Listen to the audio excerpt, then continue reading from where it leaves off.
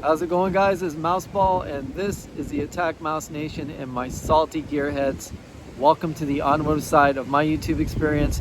And guys, happy Easter, and I want to talk to you guys about haters.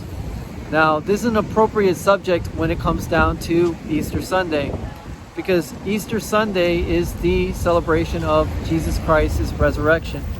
And the reason why Jesus Christ was attacked was because he was far different from the populace.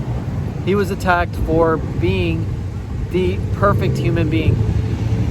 And I'm sorry about the noise, guys. It's very noisy out here, but that's the great atmosphere you get right around Worth Avenue. It's just lots of fast cars, lots of fast bikes, and people walking by. So there's lots going on, that's for sure. But nevertheless, you know, Jesus Christ was crucified, and he was crucified for being different, for being perfect, and for basically working miracles. And I've been crucified for working miracles, like doing this actual hood vent right here. Now, it's very obvious that most people are going to hate on you for being an innovator, for being different, and obviously I can give you a list of people that are hated on for their success, for their innovation, and just for being different from everybody else. And one is Elon Musk, Jeff Bezos, Donald Trump, you name it. Just people who are above and beyond the par of regular society. And the thing is that every human being has the capability of being great at something or doing something amazing or innovative. The problem is that people don't want to think. And because people don't want to think, and they want to basically be a caterpillar on a flower pot, circling that flower pot until they actually die of exhaustion, well, that's what's going to happen in life in general. So the moment that you actually crawl down that flower pot to food and to success, well, guess what? You are going to be just like the ancient Chinese proverb, the actual nail that sticks out is hammered the hardest. And yes, my friends, that's what happens when you do innovative things. That's what happens when you drive cars that are not from the mainstream. Now, there's lots of nice people in car culture, but again, when you have a community, when you have a group, when you have a lot of people involved, well, you could have people that own Mustangs, right? And even though there's a great group of Mustang owners, then you have this other group that has a completely and totally different philosophy from everybody else. And therefore, their philosophy is the right one. Kind of like religion, you know? Everybody thinks that they're going to go to heaven.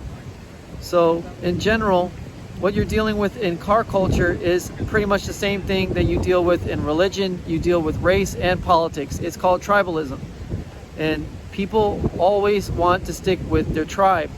And if you're not part of their tribe, well, your ass is going to get hated on. And they're going to talk a lot of crap about you and anything you do, because that's the nature of the beast. That's how human beings act in general.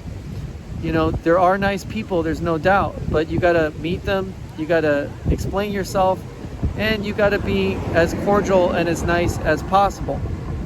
But again, at first glance, most people are going to talk crap about you, and they're going to have their opinions right under their breath, because whispers, they travel.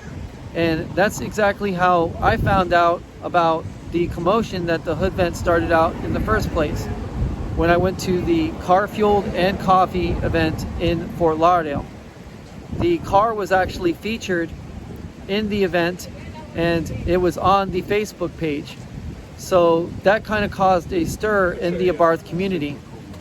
And the thing about starting a stir in communities is that, and I'm sorry for the pause, there's just a lot going on, and I was slightly distracted by the people that were walking by. But when you cause a stir in the communities, well, guess what? Things are going to go awry, because you're going to have people that are going to have things to say about you. And trust me, I've gotten called every word from weirdo to creepy to you name it, because I'm different. And Mama Mouse says That's what they called Elon Musk.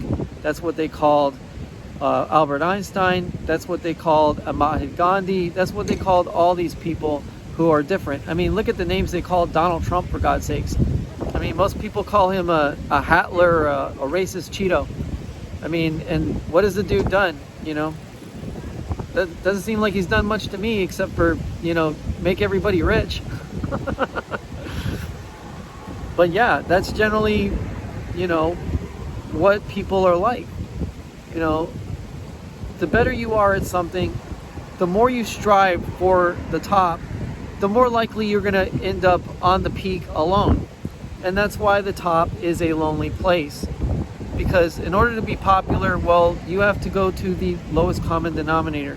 And when you're at the lowest common denominator, well, you're not going to be a threat to those who feel that they're up top.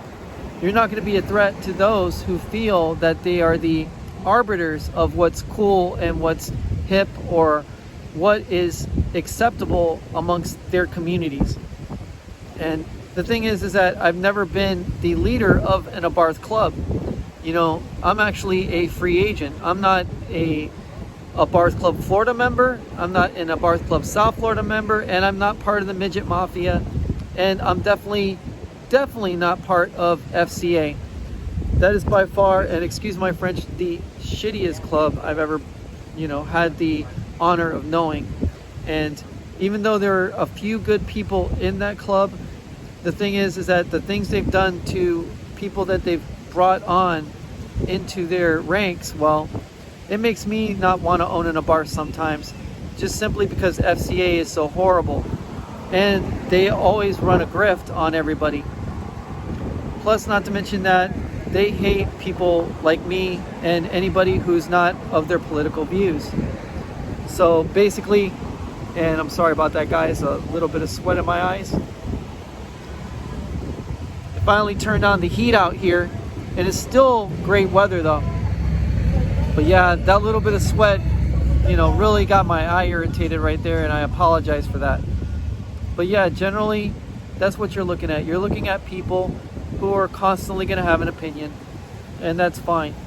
I mean, look, I have an opinion about FCA, and I don't like the club. I don't like the group. I don't like the people in the group.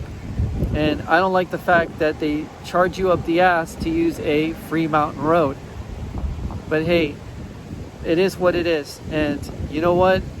The best thing to do is to, one, not hate on people, but just walk away and, you know, plug away on the things that you like doing.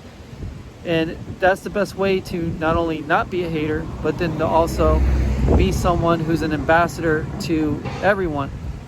Understand that you have differences with other groups.